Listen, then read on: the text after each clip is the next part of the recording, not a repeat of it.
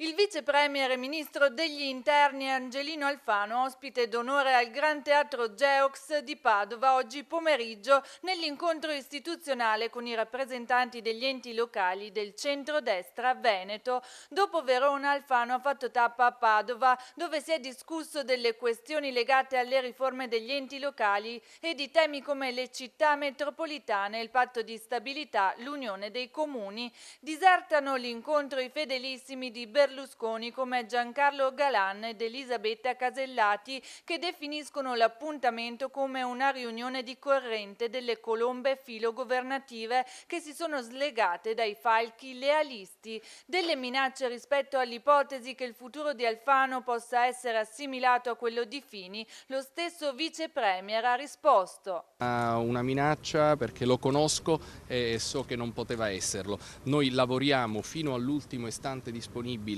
per tenere unito il nostro movimento politico, nella consapevolezza che il leader di questo movimento politico è un uomo, cioè il presidente Silvio Berlusconi, vittima di una grande ingiustizia giudiziaria sulla quale il Partito Democratico sta applicando anche in modo retroattivo una norma che è irretroattiva perché afflittiva e penale. E noi ribadiamo anche che il nostro presidente Berlusconi, che è vittima di una grande ingiustizia, si è sempre comportato da uomo di Stato e comportandosi da uomo di Stato ha avuto sempre un grande premio da parte dell'elettorato e così noi pensiamo che potrà continuare ad essere. Per nascere Grazie. Forza Italia, lei ne farà parte, Presidente?